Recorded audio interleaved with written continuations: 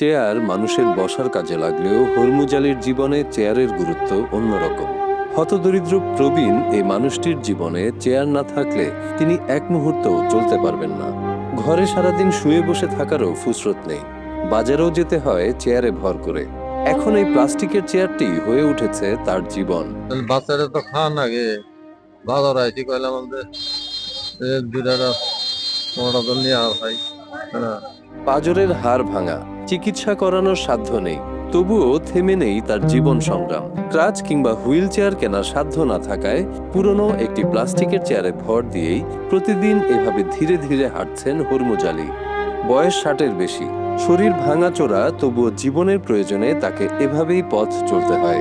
একটা wheel chair যে কিনবো এটাও টাকা নাই হেগর কাছে। জামালপুরের ইসলামপুর উপজেলার চরপুটিমারি ইউনিয়নের বেনুয়ার চর গ্রামের বাসিন্দা তিনি। দীর্ঘদিন ধরে দারিদ্র্যের সঙ্গে লড়াই করে আসছেন। 5-6 মাস আগে ভ্যান গাড়ি থেকে পড়ে গিয়ে পাঁজরের হাড় ভেঙে যায়, কিন্তু অর্থাভাবে চিকিৎসা করাতে পারেননি অসহায় এ বৃদ্ধ মানুষটি। এখন দিন দিন তার শারীরিক অবস্থার অবনতি হচ্ছে। গাড়ি থেকে পড়ে যায় আমার কবর হাত দিয়ে পুরো ফেড়ে গেছে। এখন খাওয়া হয় পয়সা করি নাই, চিকিৎসা করা হয়। মোট চাষামিয়া 6 মাস ধরে অসুস্থ হয়েছে, ভ্যান গাড়ি তো না পড়ে গেছিল গে, হ্যার মেরুদণ্ড সমস্যা হয়ে গেছে গা। আবার কোমরে এক সাইডে মনে করেন ব্যথা পাইছে। আজকে 5-6 মাস ধরে হয়েছে, আল্লাহ পঙ্গু হয়েছে, তার জন্য চিকিৎসা করা হয় না। বছরখানেক আগে হরমুজ আলীর স্ত্রী মারা যান। এরপর থেকে তিনি ভীষণ একা হয়ে পড়েন। অত্যন্ত আত্মমর্যাদা সম্পন্ন মানুষটি কখনো কারো কাছে হাত পাতেননি। ছোটখাটো বিভিন্ন পেশার সাথে সম্পৃক্ত থেকে সংসার চালিয়েছেন তিনি। দুর্ঘটনার কবলে পড়ে এখন অনেক কষ্টে আছেন এই বৃদ্ধ। অতীতে কারো সাহায্য নিয়ে না চললেও এখন অন্যের সহযোগিতাই তার সবচেয়ে বেশি প্রয়োজন। হরমুজ নামে আমাদের এলাকার একজন বাসিন্দা। আমরা জন্মের পর থেকে দেখতেছি উনি বাজারে ব্যবসা করে কাঁচামালের আলু, পেঁয়াজ, মরিচ জগরাচর বাজার থেকে কিনে নিয়ে আসে, বেনারসর বাজারে বিক্রি করে। ওনার 3-4টা ছেলে।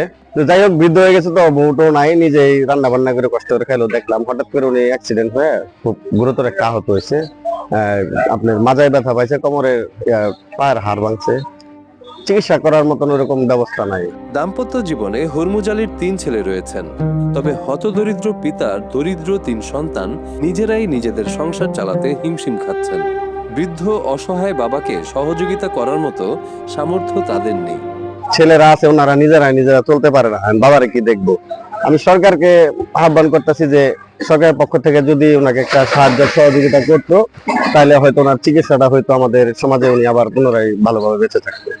চিকিৎসা করবো, চিকিৎসা করা মনে করেন কোনো টাকা পয়সা নাই কে। হ্যাঁ 3টা ছেলে মনে করেন ভ্যান গাড়ি চালায় খা, কোন রকম করে বাড়ি বেটা আছে। হ্যাঁ চিকিৎসা করার জন্য কোনো কিছু নাই কে, টাকা পয়সা নাই কে।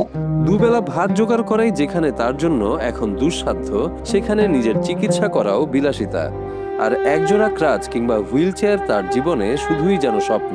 দারিদ্রতার কষাঘাতে জর্জরিত হরমুজ আলী তবুও নিজের আত্মমর্যাদা ক্ষুণ্ণ করে ভিক্ষা করেননি।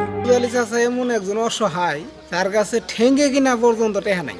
যা আশা করে এই চেয়ারের মধ্যে ভরদে এই বাজার আসে, আর তারপরেও কারো কাছে কোনো সময় হাত বাড়ায় না। লোকটা এমন একজন ভালো লোক। ভিটেমাটিহীন অসহায় বৃদ্ধ হরমুজ আলী জীবনের শেষ প্রান্তে এসে যেন থমকে আছেন। তার জীবন প্রদীপ যেন নিভু নিভু করছে। একটু ভালো চিকিৎসা ও ক্ষুধা নিবারণের জন্য তার প্রয়োজন মানবিক মানুষের সহায়তার শক্ত হাত, যে হাত তাকে আঁকড়ে ধরবে, সাহস দিবে।